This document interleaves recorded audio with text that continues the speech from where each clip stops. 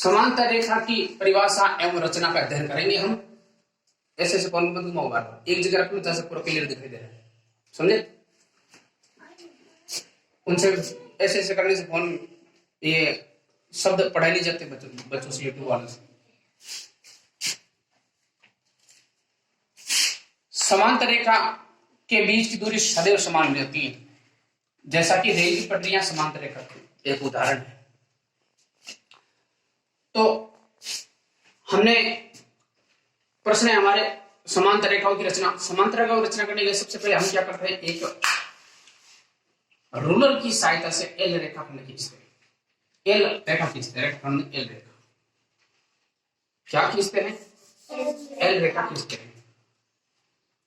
L रेखा खींचते हैं, खींच लिया, ये एल रेखा खींच लिया। एल रेखा खींचने के बाद में हम इस पर एक बिंदु अंकित करते हैं ए, और इसके बाहर की ओर बिंदु अंकित करते हैं बी। ठीक है, ये कोई बिंदु है डी, थोड़ा सा ऊपर बाहर की ओर बिंदु अंकित कर दिया बी। तो अब हम रूलर की सहायता से इन दोनों बिंदुओं को मिलाएंगे। किसकी सहायता से? रूलर की सहायता से। किसकी सहायता से? रूलर की सहायता से। रूलर की सहायता से इनको मिला दिया। मिलाने के बाद में अब आपको क्या करना है, ए को केंद्र मानकर निश्चित त्रिज्या लेकर एक चाप लगाना है। निश्चित त्रिज्या लेनी है, ए को केंद्र मान लिया और एक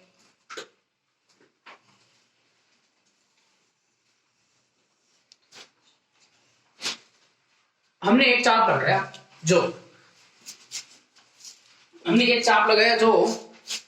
एल रेखा को सी बिंदु अंकित करते हैं और यहां डी बिंदु अंकित करते हैं। अर्थात ए बी रेखा को डी बिंदु पर काटता है और एल रेखा को सी बिंदु पर काटता है। सी बिंदु पर काटता है। अब हम क्या करते हैं, इसी त्रिज्या से, जिस त्रिज्या से हमने पहले ए को केंद्र मानकर चाप लगाया, उसी त्रिज्या से बी को केंद्र मानकर हम वहां चाप लगा देते हैं ऊपर नीचे की ओर।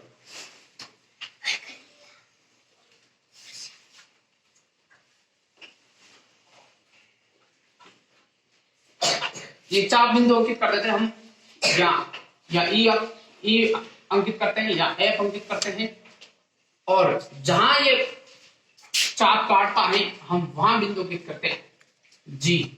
क्या करते हैं? जी। इतना सा काम हो गया। फिर आपको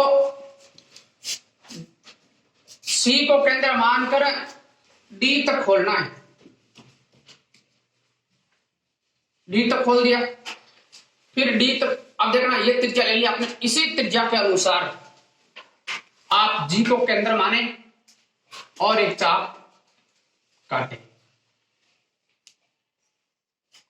चाप काट दिया और जहां चाप काटता है वहां हम एच बिंदु अंकित करते हैं। क्या बिंदु अंकित करते हैं? एच तो एच बिंदु अंकित करते हैं। एच अंकित हो गया। एच अंकित होने के बाद में आप रूलर की सहायता से एच को बी से मिला दो। एच को बी से मिला दो। फिर आप इस रेखा को आगे बढ़ा दो और इस रेखा का नाम हम दे देते हैं एम। क्या दे देते हैं? एम। अब देखिए, आप ध्यान दीजिए, हम जानते हैं कौन एच बी ए, कौन एच बी ए, एकांतर कौन बी ए सी के हैं, बी ए सी के हैं।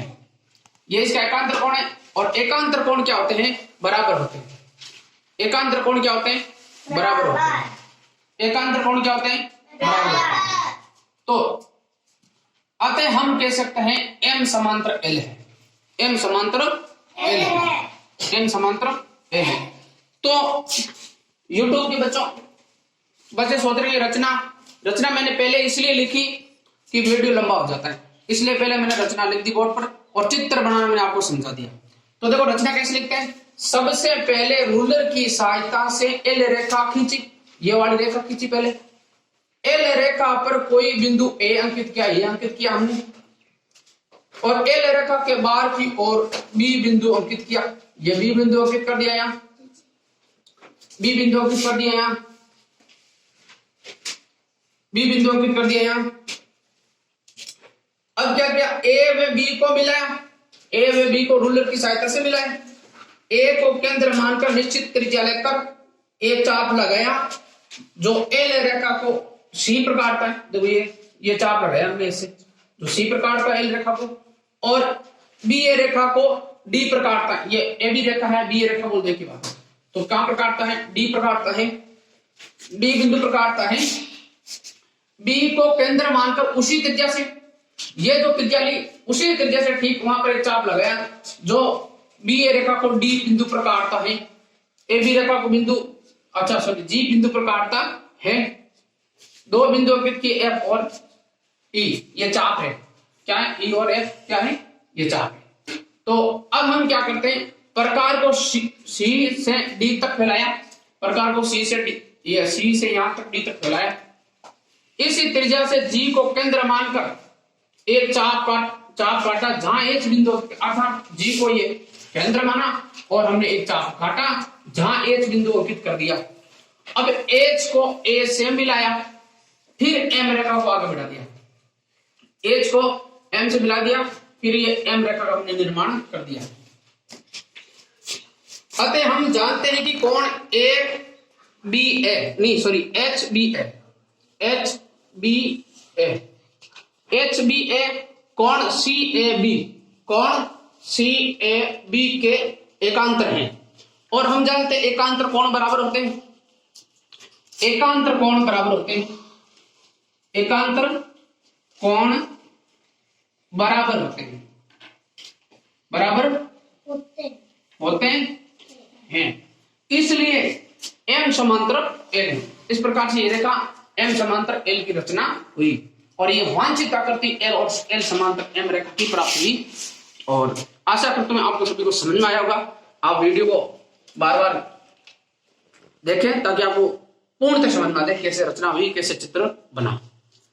अगले क्लास नेक्स्ट वीडियो पूरा दिखा दे एक बार सही ढंग से।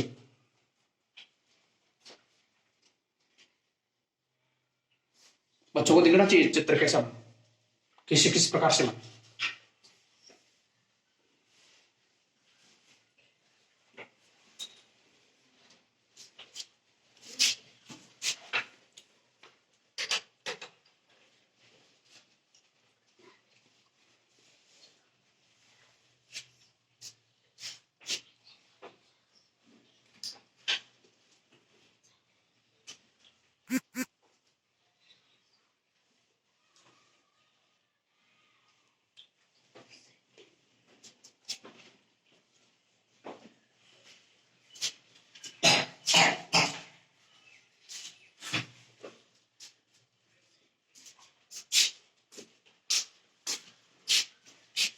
दिखा दिया पूरा, अपडेट दिखा दें, पूरा दिखा दिया।